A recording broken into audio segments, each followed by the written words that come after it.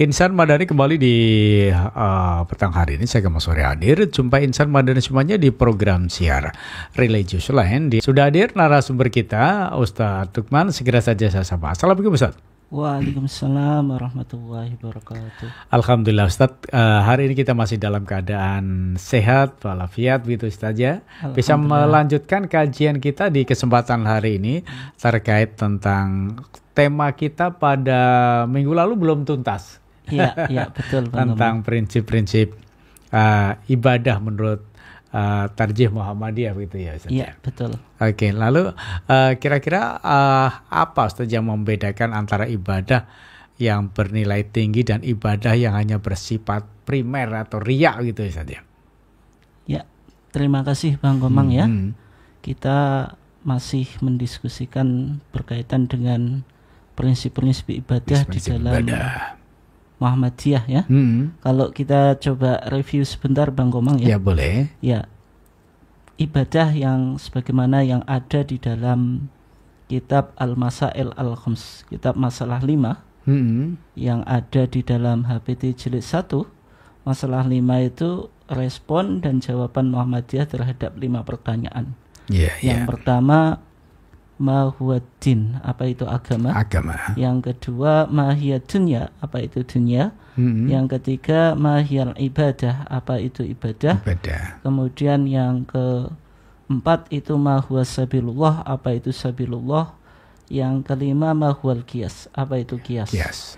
Dan kalau kita lihat di dalam pertanyaan yang ketiga itu berkaitan dengan topik kita, yaitu tentang ma hiyal ibadah, apa itu ibadah? Di sana dijelaskan yang disebut ibadah itu at-taqarrubu ilallah, mendekatkan diri kepada Allah. Bimtithali awamirihi, dengan melakukan perintah-perintah Allah. Perintah-perintah Allah itu ada yang sifatnya harus dilakukan, itu yang disebut dengan wajib. Kalau ditinggalkan berdosa. Yang kedua hanya sifatnya itu rekomendasi, yaitu dianjurkan untuk dilakukan, tapi ketika ditinggalkan tidak berdosa. Itu yang disebut dengan sunnah. Sunnah, ya. Kemudian ibadah tadi di samping bimtithali awamirihi, dengan melakukan perintah-perintah Allah, tapi juga wajtina binawahihi, dan menjauhi larangan-larangan Allah. Larangan Allah itu ada dua. Ada yang sifatnya harus ditinggalkan. Kalau dilakukan itu berdosa, itulah yang disebut dengan haram. Yang kedua itu hanya rekomendasi untuk ditinggalkan, itu yang disebut dengan makruh. Jadi lebih baik ditinggalkan, kalau dilakukan itu tidak berdosa. Itu larangan-larangan Allah.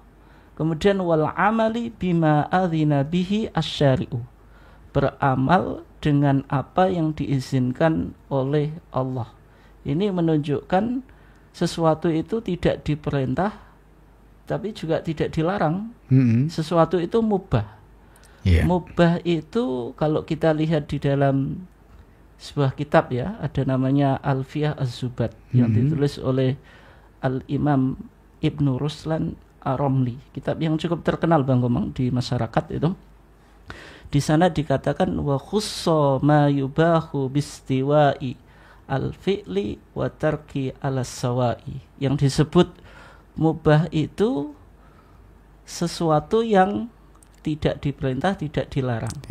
Wa khussa, dan dikhususkan, ma yubahu, sesuatu yang mubah. Bistiwa'i, sama saja. Al-fi'li awitarki, dilakukan atau ditinggalkan. Alas-sawa'i, sama-sama tidak ada perintah untuk dilakukan dan tidak ada perintah untuk ditinggalkan. Sehingga hukum yang di tengah-tengah itu mubah Bang Komang. Kalau di tengah-tengah itu mubah, kalau ke kanan bisa wajib, bisa sunnah, kalau ke kiri bisa haram, bisa makruh. Tapi kalau mubah itu di tengah-tengah, berarti tidak ada perintah, tidak ada larangan. Lakin innawa bi'aklihil quwa li ta'atillahi lahu ma qad nawa. Akan tetapi di sini diberi contoh Bang Komang. Sesuatu yang mubah itu kalau seseorang itu makan itu kan hukumnya mubah Bang Komang. Gitu ya. Tidak diperintah, tidak dilarang. Seseorang itu makan tapi tujuannya bi'aklihil quwa, supaya memperoleh kekuatan. Untuk apa? Li ta'atillah, untuk beribadah kepada Allah. Jadi seseorang makan, minum supaya kuat dalam ibadah kepada Allah. Dan mungkin bisa diperluas dengan contoh-contoh yang lain. Bekerja itu kalau hanya diniati cari uang saja Bang Komang, ya hanya mendapatkan uang. Tapi kalau diniati sambil sebagai ibadah, bentuk ibadah, itu ya dapat pahala dan plus dapat uang juga Bang Komang. Bukan berarti kalau diniati ibadah terus nggak dapat uang, ya tetap dapat uang Bang Komang, dan plus apa? Ibadah. Beda. Li ta'atillahi lahu ma qad nawa. Maka seseorang itu mendapatkan apa yang ia niati. Karena Nabi bersabda, innamal a'malu binniyat. Sesungguhnya amalan itu ditentukan oleh niatnya, wa innama likulli imri'in ma nawa. Dan seseorang itu akan mendapatkan apa yang ia niati. Sehingga ibadah itu cukup komprehensif Bang Komang. Sehingga Syekhul Islam Ibnu Taimiyah dalam salah satu kitabnya itu menjelaskan yang disebut ibadah itu ismun jami'un, nama yang komprehensif. Likulli ma yuhibbuhullah wa yardah, dari setiap apa yang dicintai Allah dan diridai oleh Allah. Minal aqwal wal af'al adh-dhahirah wal batinah. Dari ucapan, karena di antara ibadah itu ada ibadah qalbiyah Bang. Ibadah dengan ucapan sebagaimana kita baca Quran, ketika kita melafadzkan doa-doa salat itu dengan ucapan kan. Kita zikir kepada Allah itu ucapan. Wal af'al, perbuatan itu. Kita melakukan salat, gerakan salat itu apa? Ibadah itu. Haji itu menggabungkan antara kekuatan materi dan kekuatan fisik ketika seorang melakukan wukuf, kemudian tawaf, kemudian sa'i antara Safa dan Marwah, itu apa? Perbuatan adh-dhahirah wal batinah, yang nampak maupun yang tersembunyi. Sehingga ibadah itu cukup komprehensif itu, yang mencakup banyak hal. Sehingga semua yang kita lakukan, baik itu perbuatan lisan, baik itu perbuatan badan, baik itu perbuatan hati Bang Komang, itu apa? Bisa disebut ibadah. Lah kemudian menjawab pertanyaan Bang Komang tadi ya. Lah di salah satu ibadah itu kan, ibadah itu supaya bisa diterima. Itu syaratnya dua Bang Komang. Yang pertama ikhlas. Jadi kalau ibadah tanpa keikhlasan itu tidak mungkin diterima. Karena Allah Subhanahu wa taala berfirman, wa ma umiru illa liya'budullaha mukhlishina lahuddin. Dan manusia itu tidak diperintah illa liya'budullah, kecuali untuk beribadah kepada Allah. Kita sudah bahas kemarin Bang Komang ya, di minggu yang lalu, bahwasanya tujuan Allah menciptakan manusia di dunia ini ya tidak lain untuk beribadah. Wa ma khalaqtul jinna wal insa illa liya'budun. Tidaklah, kata Allah, aku menciptakan jin dan manusia kecuali untuk beribadah. Lah, ketika kita beribadah kepada Allah, itu ibadahnya itu mukhlishina lahuddin, harus mengikhlaskan ibadah kita hanya untuk Allah. Sehingga ibadah yang tidak ikhlas itu tidak bisa diterima. Ikhlas itu bahasa sederhananya itu, kalau bahasa orang awam itu lillahi ta'ala, mongkrono Allah bloko. Jadi tidak ingin dipuji, tidak ingin disanjung, baik dipuji atau tidak, dia tetap melakukan ibadah gitu ya. Dan lawan dari keikhlasan itu kesyirikan Bang Komang, dan juga riya yang tadi Bang Komang sampaikan, itu disebut asyirku al-khafi, syirik yang samar. Syirik yang samar. Sehingga ibadah kita itu harus betul-betul lillahi ta'ala. Sehingga saya buat perumpamaan Bang Komang ya. Kalau sholat sunnah itu lebih baik dilakukan di masjid atau di rumah Bang Komang? Di rumah. Di rumah itu. Beda dengan sholat wajib. Kalau sholat wajib 5 waktu itu lebih baik dilakukan di masjid kan. Sholatul jama'ati afdalu min sholatil faddi bisab'in wa isyrina darajah. Sholat berjamaah itu lebih baik daripada sholat sendirian dengan perbandingan 27 derajat. Dan ketika Nabi menjelaskan bahwasanya ibadah sholat sunnah dalam konteks ini sholat rawatib Bang Umang. Yeah. Sholat rawatib itu sholat at-tabi'ah lil faraid, sholat yang mengikuti sholat wajib. Ada qobliyah kalau dilakukan sebelum sholat wajib, ada ba'diyah kalau dilakukan setelah sholat wajib. Itu lebih baik dilakukan di rumah, dan Nabi mengatakan afdalu sholatil mar'i fi baitihi illal maktubah. Sebaik-baik sholat seseorang itu di rumahnya kecuali sholat wajib. Kenapa kok di sini sholat sunnah itu lebih baik di rumah, Bang Komang? Salah satu alasannya itu al-bu'du aniriya. Kalau kita melakukan sholat sunnah di rumah itu menjauhkan dari riya, karena kalau di rumah itu tidak ada yang memuji, Bang Komang. Beda dengan di masjid. Kalau seorang sholat di masjid itu kan diketahui tetangganya atau jamaah yang ada di masjid. Tapi kalau kita sholat sunnah di rumah itu kan nggak ada yang memuji. Yang berikutnya, Bang Komang, ada nilai edukasi ternyata. Kenapa? Kalau kita sholat sunnah itu di rumah, anak-anak kita akan tahu apa yang dilakukan oleh orang tua.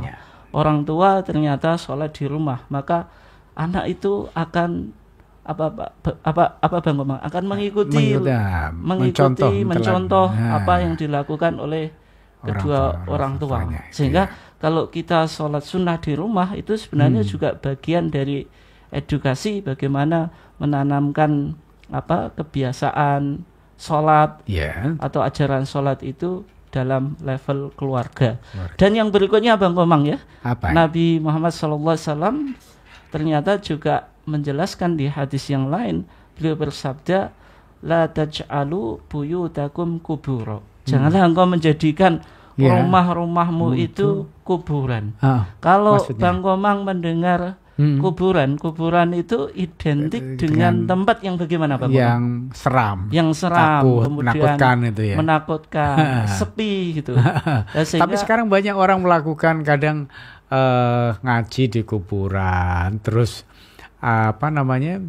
ada kegiatan-kegiatan lain di kuburan. Ini gimana, Ustaz? Membaca Al-Quran di kuburan? Ya sebenarnya kalau di kuburan itu yang dianjurkan kan ziaratul kubur. Ziarah kubur. Jadi kuburan itu bukan tempat untuk baca Quran atau tempat untuk sholat yang dianjurkan ziarah kubur. Nabi bersabda, zuru al-kuburo. Ziarahlah kamu ke kuburan litadkuru al-akhirah. Supaya kamu sekalian ingat akhirat. Atau dalam hadis yang lain, kuntu nahaitukum an ziyaratil kubur. Dulu saya pernah melarang kamu dari ziarah kubur. Ala fazuruha, sekarang kamu silahkan ziarah kubur.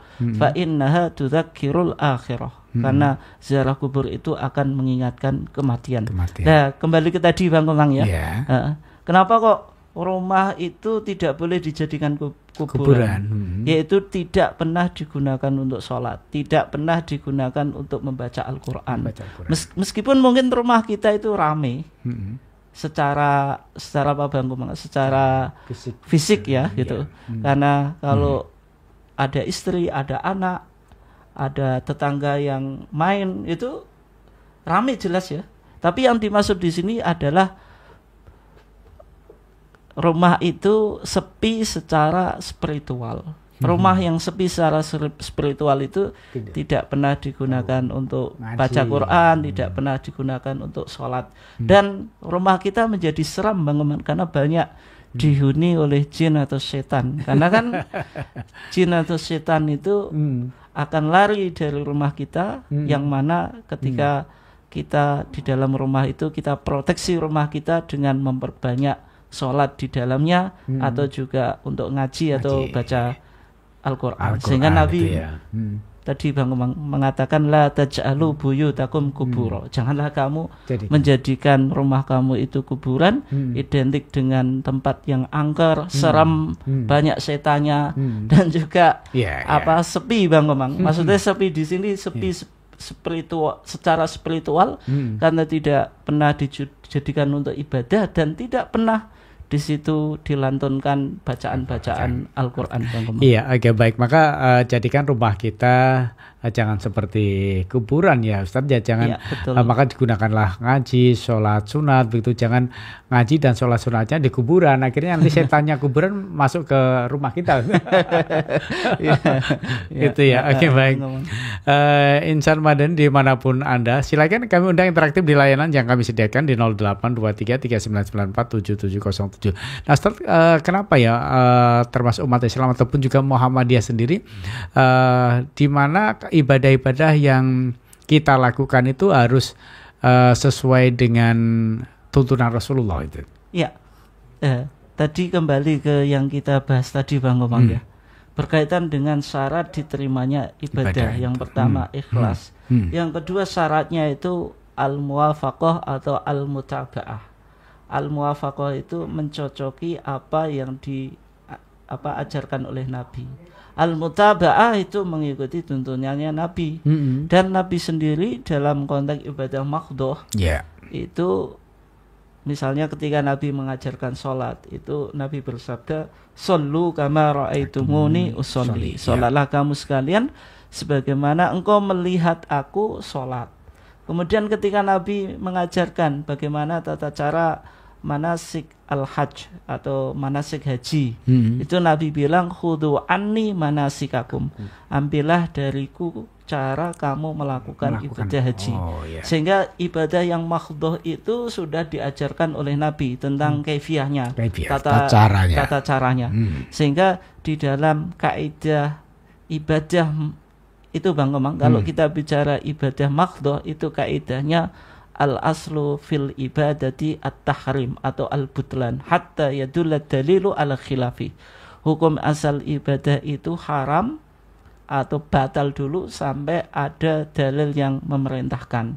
Sehingga ibadah yang maghdoh itu hukum asalnya nggak boleh dulu, Bang Komang, haram dulu sampai ada dalilnya dari Rasulullah atau dari Allah dan Rasulullah yang memerintahkannya. Sehingga ibadah yang kita lakukan itu harus betul-betul ada sumbernya, dari yang pertama Al-Quran, yang kedua dari hadis atau dari sunnah. Karena Allah Subhanahu wa taala berfirman, "Wa atiullaha wa atiur rasul."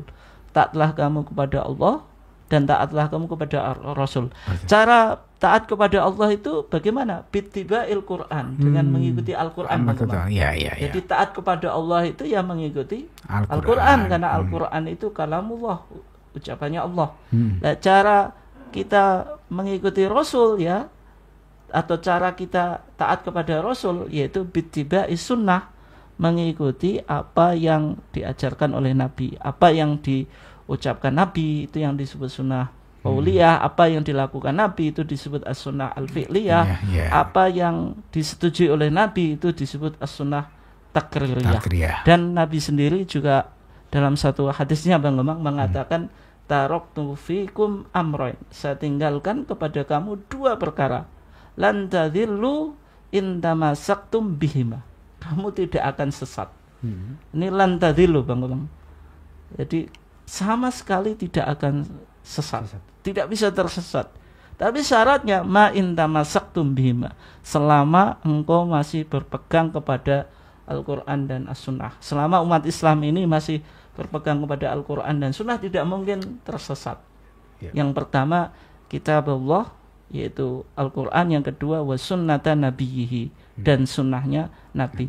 Sehingga ibadah kita supaya diterima menjadi ibadatan makbulatan indallah, ibadah yang diterima oleh Allah, yang pertama harus ikhlas, yang kedua itu sesuai dengan apa yang diajarkan oleh Nabi. Dan setiap ibadah yang tidak sesuai dengan apa yang diajarkan oleh Nabi, Bang Komang, meskipun menurut akal kita itu baik, itu tidak diterima. Karena Nabi mengatakan, "Man amila amalan laisa alaihi amruna fahuwa raddun." Siapa yang beramal tidak sesuai dengan contoh dari kami, maka itu tertolak. Atau man ahdatsa fi amrina hada ma laisa minhu fahuwa raddun. Siapa yang melakukan kreasi dan inovasi dalam ibadah Bang Komang, yang tidak pernah dicontohkan oleh Nabi. Meskipun secara logika itu baik, maka itu tidak diterima. Misalnya seseorang sholat subuh Bang Komang, sholat subuh di beberapa ibadah itu kan ada hikmah secara medis atau kesehatan. Sholat subuh itu kan hikmahnya sama dengan kita olahraga pagi-pagi Bang Komang ya kan sholat kan gerak gitu. Sholat subuh itu dalam nasnya Nabi atau hadis itu kan rokaatain, 2 rakaat. Terus kita sholat subuh dengan 3 rakaat, 4 rakaat atau mungkin sampai 11 rakaat, 12 rakaat. Ini kan kita semakin banyak berolahraga gitu. Kalau dilihat dari sisi medisnya Bang Komang. Tapi itu meskipun baik secara akal karena tidak sesuai dengan yang diajarkan oleh Nabi, maka itu tidak diterima Bang Komang.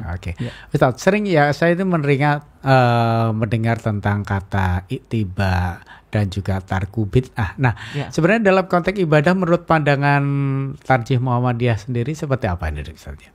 Iya. Jadi prinsip yang penting untuk kita pahami dalam konteks ibadah itu yang diantaranya itu ittiba Rasul, mengikuti Rasul. Dan lawan dari ittiba itu bid'ah. Sehingga dalam beribadah kita harus ittiba Rasul, harus tarkul bid'ah, meninggalkan bid'ah. Ya, ini perintah yang memang menjadi syarat sahnya diterimanya ibadah. Sehingga dalam kita bicara dalam konteks ibadah menurut Tarjih Muhammadiyah Bang Komang ya, salah satu karakteristik gerakan Muhammadiyah itu yang pertama kan harakah Islamiyah, gerakan Islam. Yang kedua harakah da'awiyah, gerakan dakwah amar ma'ruf nahi mungkar. Dan founding fathers Muhammadiyah yaitu Kiai Haji Ahmad Dahlan itu sudah fokus dakwahnya itu di 3 bidang itu, yaitu feeding, menyantuni fakir miskin, mendirikan panti asuhan dan seterusnya. Yang kedua itu schooling, yaitu bergerak dalam dakwah dalam dunia pendidikan, yang mana Kiai Ahmad Dahlan itu sudah mencoba mengharmoniskan 2 sistem pendidikan yang ada di zaman itu. Pendidikan yang modern yang dipelopori oleh pemerintah Hindia Belanda ketika itu dengan kurikulum yang sudah luar biasa. Kemudian di sekolah ada bangkunya, ada papan tulisnya dan seterusnya ya. Itu sudah cukup modern. Tapi di situ kekurangannya tidak diajarkan nilai-nilai religiusitas atau nilai-nilai agama Bang Komang. Tidak ada pelajaran agama Islam. Di satu sisi ada pendidikan model tradisional yaitu pesantren. Di situ semua yang diajarkan ilmu agama, tetapi belum ada kurikulum atau mata pelajaran yang sifatnya itu berkaitan dengan ilmu-ilmu umum, sehingga umat Islam ini kan penting untuk merespon perkembangan zaman Bang Komang. Tidak hanya ilmu agama tapi juga ilmu-ilmu pengetahuan umum. Lah, Kiai Ahmad Dahlan ketika itu mencoba mereformasi 2 pendidikan yang ada dikotomi atau ada perbedaan di sini Bang, diharmoniskan sehingga melahirkan sebuah pendidikan Islam, tapi juga di situ ada ilmu pengetahuan umum. Kiai Ahmad Dahlan itu salah satu wasiatnya Bang Komang, dadiyo awakmu kiai sing kemajon lan ojo kesel-kesel anggonmu nyambut gawe kanggo Muhammadiyah. Dadiyo awakmu kiai sing kemajuan, dadilah kamu kiai yang berkemajuan. Artinya umat Islam ini harus menguasai ilmu pengetahuan yang berkembang di zamannya. Tapi juga jangan sampai tidak memahami ilmu agama. Problem kita di masyarakat Bang Komang ya, ada orang yang gelarnya itu cukup tinggi ya, profesor, doktor dan seterusnya ya. Tapi dia baca Quran tidak bisa. Padahal sudah gelarnya haji juga. Ya, padahal sudah haji. Haji itu sekarang kan kadang-kadang cuma sebagai gelar sosial saja Bang Komang, tidak begitu dihayati. Berbeda dengan haji di zaman Kiai Ahmad Dahlan, Hasyim Asy'ari itu pergi haji tapi sambil belajar. Iya, kalau sekarang pergi haji sambil healing, rekreasi. Tidak ada yang salah dengan itu, tapi spirit untuk belajar itu kan sekarang mulai hilang gitu. Nah, tadi Mbak Yama Dahlan kan tadi Bang Komang mencoba mengharmoniskan dua sistem pendidikan yang sejak dulu itu terpisah sehingga disinkronkan. Yang ketiga itu yang dilakukan oleh Mbak Yama Dahlan itu healing, yaitu dengan mendirikan PKU dan seterusnya sehingga Rumah Sakit Muhammadiyah itu sekarang berkembang. Nah, dari sini ibadah yang sifatnya sosial, ibadah yang yang sifatnya itu dalam 3 bidang tadi, schooling, healing, feeding, itu sudah dipelopori oleh Mbak Yama Dahlan. Kemudian yang ketiga, Muhammadiyah itu karakteristiknya sebagai harakatut tajdid, gerakan pembaruan. Nah, tajdid dalam Muhammadiyah itu nanti maknanya ada yang purifikasi, ada yang dinamisasi. Purifikasi itu dilakukan oleh Muhammadiyah dalam bidang akidah dan ibadah. Misalnya dalam akidah tidak boleh umat Islam ini mengidap penyakit yang diistilahkan TBCS, takhayul, bid'ah, khurafat, syirik. Kemudian dalam ibadah menggali tuntunan ibadah yang mendekati apa yang diperhatikan oleh Nabi Muhammad SAW. Sehingga misalnya kita sangat hati-hati dalam beribadah. Kalau tidak ada nasnya yang jelas, maka tidak kita amalkan. Misalnya contoh yang menjadi politik identitas, Bang Komang. Ini hanya contoh saja, dan kita tidak menyalahkan yang berbeda dengan pemahaman tarjih Muhammadiyah. Karena salah satu wawasan dalam kita bertarjih itu wawasan toleransi. Kita tidak mengklaim bahwasanya kita yang paling benar. Misalnya contohnya dalam kita melakukan sholat, Bang Komang, itu kan ada bacaan sholawat kepada Nabi ketika tasyahud awal dan tasyahud akhir itu, Bang Komang ya.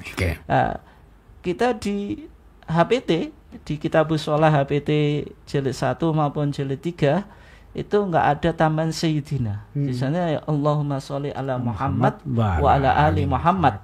Tidak ada tambahan Allahumma sholli ala sayyidina Muhammad wa ala ali sayyidina Muhammad. Kenapa kok kita tidak pakai sayyidina? Apakah kita anti sayyidina? Tidak, Bang Komang. Kita di Muhammadiyah atau Menurut Tarjih, sayyidina itu gelar yang bagus, gelar kehormatan bagi Nabi ya. Tapi tidak dalam ibadah kita terus ketika kita baca sholawat harus pakai sayyidina gitu. Ya, karena kalau kita lihat di dalam hadisnya, ada hadis ini diriwayatkan oleh Ka'ab ibn Ujrah, Bang Komang. Nah, di dalam HPT kita itu dikatakan wafil dan di dalam kitab al-um.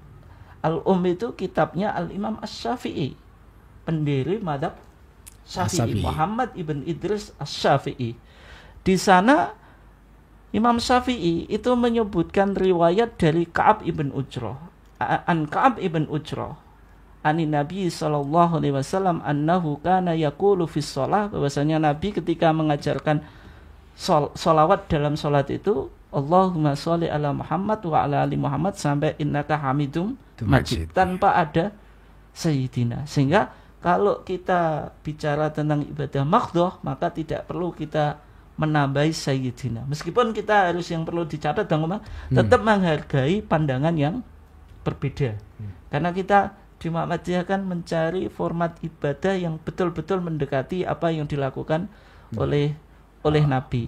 Tapi kalau kita misalnya fanatik sayyidina juga nggak bisa, Bang Komang. Ya, buktinya yang fanatik sayyidina itu ketika azan tidak pernah ditambah sayyidina kan gitu. Tetap asyhadu anna Muhammadar Rasulullah. Tidak mungkin asyhadu anna sayyidana Muhammadar Rasulullah, kan nggak ada gitu, Bang Komang. Sehingga kalau kita bicara ibadah maghdoh tanpa tambahan sayyidina, tapi kalau konteksnya kita ibadah ghairu maghdoh, Bang Komang, kayak saya ngaji di Madani ini, saya mengatakan atau baca sholawat Allahumma sholli ala sayyidina Muhammad, ya tidak apa-apa gitu. Karena itu konteksnya ibadah ghairu mahdoh gitu, Bang. Nah, Ustadz, di masyarakat kita ini kan sering ya, ketika habis sholat berjamaah ini kan melakukan zikir atau berdoa bersama-sama, Ustadz ya. Nah, ini sebenarnya bagaimana ya ibadah ini menurut pandangan Tarjih Muhammadiyah ya, atau doa bersama atau zikir bersama telah sholat fardu ini? Ya, yang pertama Bang Komang ya, tadi sudah kita kaji. Syarat diterimanya ibadah itu kan dua, ikhlas, yang kedua mutaba'ah, mengikuti apa yang dicontohkan oleh Nabi. Sehingga kalau kita bicara tentang zikir setelah doa berjamaah, apakah dibaca bersama-sama atau sendirian? Ya, kalau kita lihat di dalam praktek yang dilakukan oleh Nabi, maka ketika Nabi membaca doa setelah sholat itu dibaca sendiri-sendiri, tidak dilakukan secara berjamaah. Sehingga praktek kita di masjid-masjid itu ya dibaca sendiri-sendiri, bukan dibaca secara berjamaah. Tetapi kalau kita lihat Bang Komang ya, misalnya di dalam kitab Fathul Mu'in. Fathul Mu'in itu kitab yang otoritatif, yang sering dipakai rujukan atau referensi di masyarakat, yang ditulis oleh Syekh Ahmad Syekh Ahmad Zainuddin Al-Malibari, yang merupakan muridnya Al-Imam Ibnu Hajar Al-Haytami, salah satu ulama mazhab Syafi'i yang cukup populer dan otoritatif Bang Komang ya. Di sana dikutip dari kitab Al-Um. Al-Um tadi kitab yang ditulis oleh Imam Asy-Syafi'i. Memang Al-Imam Asy-Syafi'i itu berpandangan zikir setelah sholat itu dibaca sendiri-sendiri. Memang tidak ada contohnya dari Nabi dibaca secara jamaah dan secara kolektif atau bersama. Tetapi Imam Syafi'i membolehkan untuk jamaah yang baru belajar zikir gitu. Sehingga kalau jamaahnya itu belum bisa zikir, maka imam bisa memanfaatkan zikir setelah sholat itu digunakan sebagai media untuk mengajarkan bacaan zikir kepada jamaah. Ini tepat kalau dilakukan untuk anak-anak sekolah SD, ya semacam itu boleh-boleh saja untuk membiasakan. Tapi kalau misalnya sudah di masjid umum, kalau zikirnya keras Bang Komang ya, itu khawatirnya nanti ada makmum yang masbuk kan, masih sholat gitu.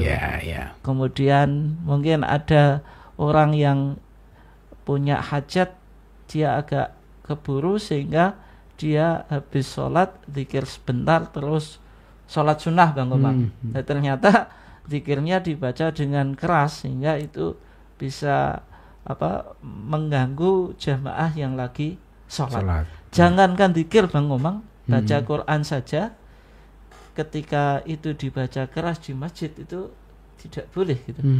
Dan di kitab Fathul Mu'in Bang Komang itu saya masih ingat karena dulu saya belajar dan menekuni kitab Fathul Mu'in ya. Di sana itu disebutkan 2 kali tentang tidak boleh taswis. Taswis itu mengganggu orang yang sholat dengan bacaan Quran. Di salah satu tempatnya Bang Komang, di sana ketika kita di hari Jumat kan ada kesunahan baca surah Al-Kahfi Bang Komang.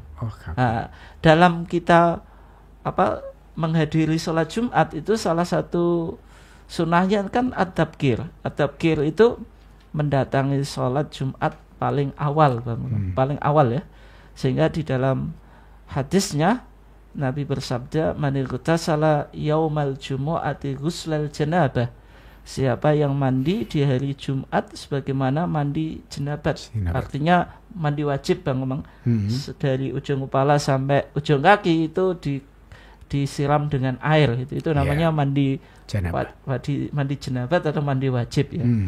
Thumma roha, kemudian berangkat ke masjid. Faka'annama qoroba badanatan, orang itu pahalanya seakan-akan dia korban unta. Dan orang yang mendatangi masjid di waktu yang kedua, bisa athaniyah, faka'annama qaraba baqaratan, seakan-akan dia korban sapi. Ya. Di waktu yang ketiga, faka'annama qaraba kabshan aqrana, seakan-akan dia korban kambing yang bertanduk.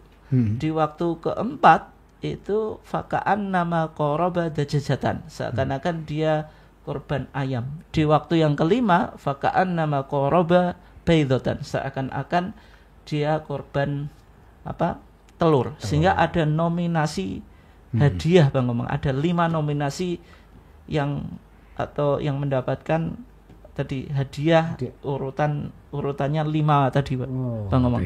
Mulai onta, sapi, kambing, kemudian ayam, kemudian telur. Kalau setelah itu fa idza kharaja al imamu, apabila imam atau khotib itu masuk ke masjid, karena di zaman Nabi itu imam atau khotib itu paling belakang, Bang Ngomong. Tidak seperti sekarang ya, malah duluan gitu. Sehingga anjuran untuk mendatangi sholat Jumat di waktu awal itu tidak disunahkan bagi imam atau khotib. Imam atau khotib itu di waktu masuk masjidnya belakangan. Hadaratil malaikatu yastami'una adzikra. Maka para malaikat itu akan datang mendengarkan khutbah. Sehingga orang yang datangnya itu setelah imam naik mimbar, itu sama malaikat nggak diopeni, Bang Ngomong, bahasanya. Tidak diurusin. Kenapa?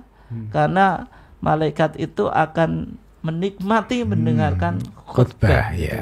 Sehingga yang datang dari terlambat itu sudah tidak dicatat dan tidak mendapatkan nominasi hadiah yang urutannya 5 tadi, Bang Komang.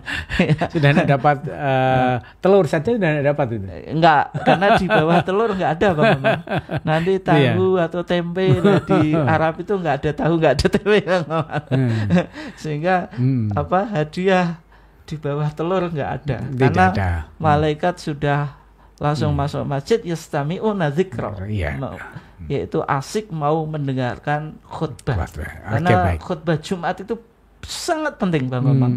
Sampai malaikat meninggalkan mencatat dan ngasih pahala orang-orang yang terlambat, karena malaikat kan ingin mendengarkan khutbah. Sehingga dalam khutbah pun orang kan nggak boleh ngomong, Bang Ngomong. Nabi bersabda, idza qulta li sahibika ansit yaumal jumu'ati wal imamu yakhdubu faqad lagot. Kalau engkau berkata kepada sahabatmu di hari Jumat diam, sedangkan imam ketika itu khutbah, faqad lagot, maka engkau telah melakukan perbuatan yang sia-sia. Artinya nggak mendapatkan pahala sholat Jumat, Bang Bang. Meskipun sholat Jumatnya ya tetap sah gitu. Tapi kan tidak dicatat mendapatkan pahala. Betapa pentingnya khutbah Jumat ini sehingga malaikat pun mendengarkan, Bang Bang gitu. Nah, di dalam hadis ini, sebentar, saya potong dulu. Bagaimana kalau misalnya yang bilang diam, misalnya kan di masjid itu ada anak-anak sekolah SDMI yang ikut jamaah gitu. Khotibnya ketika sambil membaca khutbah itu misalnya diselingi kata-kata anak-anak dimohon diam terus ma'asyiral muslimin. Ini gimana, Ustaz? Ya kalau khotibnya nggak apa-apa. Gitu, karena kan khotib itu yang punya otoritas, yang punya legalitas untuk bicara, menyampaikan nasihat. Kalau khotibnya nggak masalah. Tapi selain khotib tidak boleh berbicara. Meskipun ansit itu diam, gitu. Itu pun nggak boleh, Bang. Meskipun niatnya itu baik. Kan ada orang yang bicara, kita tahu ini bukan tempat untuk bicara, kita stop mereka. Tapi masalahnya ketika kita menyetop, itu kita nggak mendengarkan khutbah. Kemudian kalau satu menyetop, yang lainnya akan diam-diam, nanti malah bikin gaduh, Bang. Tapi kalau misalnya masalahnya penting urgent, misalnya gini, Pak, ketika khutbah tiba-tiba mic-nya mati, terus ada orang bilang kepada marbotnya, itu mic-nya misalnya gitu. Nah, itu kalau ada hajat, ada kepentingan ya. Kalau dalam fikih itu dikecualikan. Gitu ya. Misalnya di situ ada orang yang buta gitu loh. Dia jalan, di depannya ada sesuatu yang membahayakan dia, kemudian kita kasih tahu, itu boleh gitu. Gitu ya. Karena itu suatu yang apa Bang Komang, Ya, yang ya. suatu ada hal yang ada udzur, sesuatu yang membolehkan. Tapi ya, kalau boleh, tidak ada sesuatu kepentingan ya tidak boleh kan itu. Iya, ini kan kadang sering ketika tiba-tiba khotbah berjalan, mesinnya atau ada sesuatu ya yang trouble mic atau gimana, sehingga ada masyarakat atau takmir yang ada di sekitar itu langsung bilang kepada marbotnya gitu ya. Ya, untuk tapi kalau ya cuma ngasih tahu saja, tidak perlu ngomong gitu ya. Itu. Nanti kalau ngomong-ngomong dibalas ngomong juga, nanti malah gaduh kan gitu. Oke, baik. Ya, Terima kasih. Itu tadi tidak bagian dari bid'ah saja.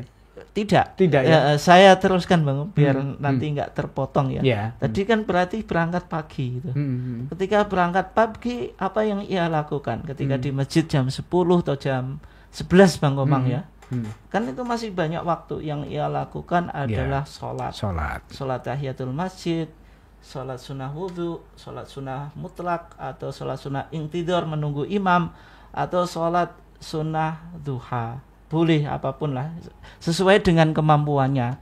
Kalau capek sholat, maka zikir atau baca Quran. Nah, ketika dia baca Quran, tadi kembali ke tadi yang dijelaskan dalam kitab Fathul Mu'in, itu baca Qurannya cukup didengarkan dirinya sendiri. Oke, jangan sampai mengganggu jamaah yang lain. Ya. Karena waktunya sudah sangat terbatas. Ada satu penanya begitu saat di YouTube-nya ada Kak San. Assalamualaikum warahmatullahi wabarakatuh. Waalaikumsalam warahmatullahi wabarakatuh. Apa benar Ustadz yang berangkat Jumatan nunggu iqomah tidak sah Jumatannya karena meninggalkan salah satu rukun sholatnya gitu ya? Yang berangkat Jumat nunggu iqomah. Iqomah baru datang. Oh iya. Mungkin barangkali rumahnya dekat gitu. Ya, kalau Jumatnya tetap sah ya. Tetap sah ya. Jadi sholat Jumat itu kan syaratnya didahului dengan 2 khutbah. Tapi tidak disyaratkan orang yang kewajiban sholat Jumat itu harus mendapatkan 2 khutbah itu Bang Omar. Itu hanya syarat yang harus dilakukan ketika didirikan sholat Jumat. Tapi yang berkewajiban menjalankan sholat Jumat itu tidak harus mendengarkan 2 khutbah itu.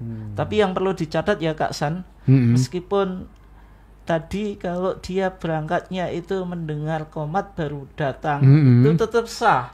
Karena Nabi di dalam hadis yang lainnya mengatakan, siapa yang mendapatkan 1 rakaat dari sholat Jumat fal yudhif ilaiha ukhra, hendaklah dia menambahi 1 rakaat lagi gitu. Jadi kalau sholat Jumat kan 2 rakaat Bang Komang ya. Kalau dia mendapatkan 1 rakaat, cukup ditambah 1 rakaat. Tapi kalau dia tidak mendapati 1 pun rakaat ini, misalnya datang imam sudah sujud atau sudah tasyahud itu, berarti kan tidak mendapatkan sama sekali Bang Komang. Nah, itu nanti disempurnakan 4 rakaat sebagaimana sholat duhur. Meskipun niatnya sholat Jumat, tapi menyempurnakannya 4 rakaat karena dia tidak mendapatkan 1 pun rakaat. Nah, sedangkan sholat Jumat itu kan syaratnya harus fi jama'atin, dilakukan secara berjamaah. Jadi tetap sah, tapi pahalanya tentu ya nggak dapat keutamaan pahala yang berangkat pagi, kemudian mandi pakai wangi-wangian, sholat dan seterusnya. Di situ di hadisnya, maka ghufira lahu ma bainal jum'ah wal jum'ah al ukhra wa fadlu thalathati ayyam, akan diampuni dosanya antara Jumat ini dan Jumat yang akan datang, dan dilebihkan 3 hari. Jumat ke Jumat itu kan 7 hari Bang Omar. Dilebihkan 3 hari berarti diampuni dosanya 10 hari. Kalau yang tadi berarti tidak dapat keutamaan itu Bang Omar, karena kan berangkatnya baru ketika mendengar iqomah gitu. Oke, baik, terima kasih Kak San. Tadi sudah dijawab juga Pak Haji Jumari yang ada di Geger Kedung Adem. Assalamualaikum warahmatullahi wabarakatuh. Alhamdulillah bisa mengikuti dan menyimak kajian Ustadz, barakallah ilmunya, amin. Terima kasih Pak Haji Jumari yang ada di Geger Kedung Adem. Kak San menyampaikan matur suwun Ustadz, barakallah. Oke, sudah dijawab. Waktunya sudah sangat terbatas Ustadz. Terima kasih. Dan insya Allah mungkin masih kita akan sambung pada minggu depan gitu Ustaz ya. Ya, insya Allah. Temanya nampaknya belum tuntas ini. Ya, insya Allah. Oke, baik insan Maden dimanapun Anda, itu tadi Religious Land dengan tema prinsip-prinsip ibadah ya menurut Tarjih Muhammadiyah.